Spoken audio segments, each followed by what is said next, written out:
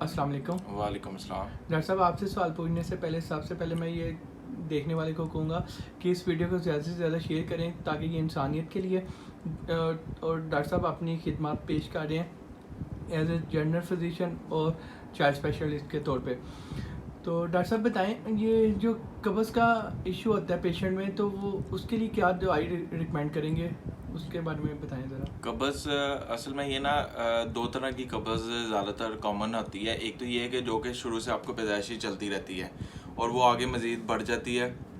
दूसरा ये है कि आपको किसी बीमारी की वजह से वो जो है ना वो कब्ज़ का मसला होना शुरू हो जाए। जैसे थायराइड के अंदर, थायराइड अगर आपका कम काम कर रहा है तो उसमें भी कब्ज़ का मसला रहता है। तो उसमें ये है कि ट्रीटमेंट ऑप्शन के अंदर मैं आपको ये बता देता हूँ कि आपने किस तरह मेडिसिन को लेके चलना है, क्योंकि अक्सर ऐसा देखा गया है कि एक मेडिकेशन जो है कॉन्स्टिपेशन के लिए वो दे के तो वो कॉन्स्टिपेशन पूरी तरह रिलीव नहीं होती है। तो जब कॉन्स्टिपेशन रिलीव नहीं होती, जब आपकी गैस खारिज नहीं होती है, तो वो आपको फिर सर में वो चकराओ जिसको कहते हैं गुबार चढ़ जाना, तो सर में चकराओ वगैरह रहना और आपका वो जायका वगैरह ख़राब रहना, ये सारे मामला जो है ना वो कब्ज़ के बाद आने शुरू हो जाते हैं।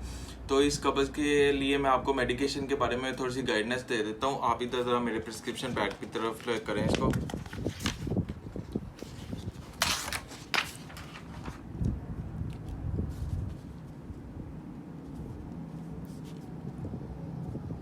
अच्छा, ये एक सिरप डोफालैक है। तो ये 2 चम्मच आपने सुबह और शाम लेने हैं। ये सिर्फ अभी टेम्परेरी आपने लेना है, क्योंकि ये थोड़ा सा महंगा सिरप होता है, तो इसलिए अभी आपने एक सिरप ज़रूर पीना है ताकि आपकी एक दफ़ा जो है ना वो बावल हैबिट अपने नॉर्मल रूटीन पे आ जाए। उसके बाद बेशक आप सिर्फ टैबलेट पे जो है ना वो इस्तेमाल करते रहिएगा। उसके साथ ये एक टैबलेट है लेक्सोब्रान, 2 गोलियां रोज़ाना रात को। और कोई डाइट प्लान भी हमें चेंज करने की ज़रूरत है? इसमें फाइबर्स के ज़्यादा ज़रूरत होती है। तो फाइबर जैसे गंदम जो होती है वो भी एक फाइबर के एक सोर्स होता है। इसके अलावा फाइबर के जितने भी सोर्सेज होते हैं वो आप फाइबर का इंटेक जितना बेहतर अपना कर लेंगे, उसमें नट्स आ जाते हैं, उसमें ड्राई फ्रूट्स वगैरह सारा आ जाते हैं, उसमें दूसरे फ्रूट्स आ जाते हैं। तो ये फाइबर की क्वांटिटी जितनी आप बेहतर रखेंगे उतना ज़्यादा सूरत हाल बेहतर होने शुरू हो जाएगी। अगर कॉन्स्टिपेशन रिलीफ ना हो रही हो तो फिर हम फाइबर जो है वो सिरप फॉर्म में जो आ रहा होता है हम फिर वो भी आपको ऐड कर देते हैं। तो उससे ये होता है कि जो बाउल हैबिट है वो अपनी रूटीन पे आ जाती है। जो चीज़ असल में हमारे वीडियो बनाने का मकसद इसमें ये था कि कॉन्स्टिपेशन तो आप किसी को भी जाके पूछ लेंगे तो वो आपको उस वक्ती तौर दवाई दे देगा।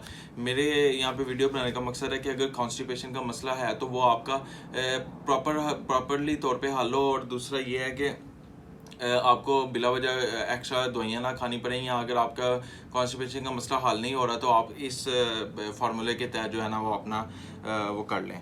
अच्छा, ये अगर आप देखें ये डोफालैक सिरप है, ये आपने 2 चम्मच सुबह शाम पीने हैं और ये 2 गोलियां रोजाना रात को कब्ज़ के लिए लेनी है। जब आपके कब्ज़ ठीक हो जाए उसके बाद आपने ये लेक्सोब्रान की सिर्फ 2 गोलियां रोजाना रात को लेते रहना है, दूध के साथ।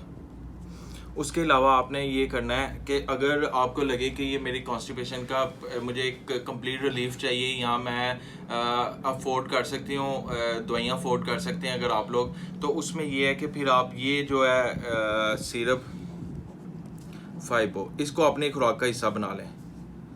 2 चम्मच सुबह शाम। ये दवाई नहीं है, ये खुराक का हिस्सा, ये खुराक का हिस्सा है और इसको फिर आप उसके सूरत हाल में ले लेंगे। तो ये हस्बे ज़रूरत जो है ना वो आपके ये चलती रहेगी। और डॉक्टर साहब ये भी डिस्क्राइब करें लोगों को ये अपना। ये मेरा पीएमसी से रजिस्ट्रेशन नंबर है 820-19-P। तो ये रजिस्टर्ड मेडिकल प्रैक्टिशनर के तौर पे मैं आपको एज ए जनरल फिजिशियन के तौर पे आपको ये सारी चीज़ों के बारे में बता रहा होता हूँ। तो आपने इस तरह ही इसको लेके चलना है।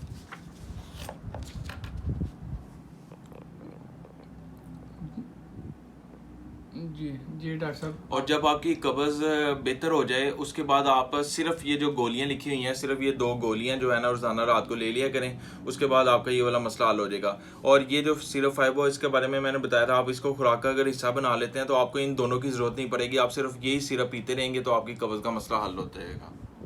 जी शुक्रिया डॉक्टर साहब। अल्लाह हाफिज़ जी।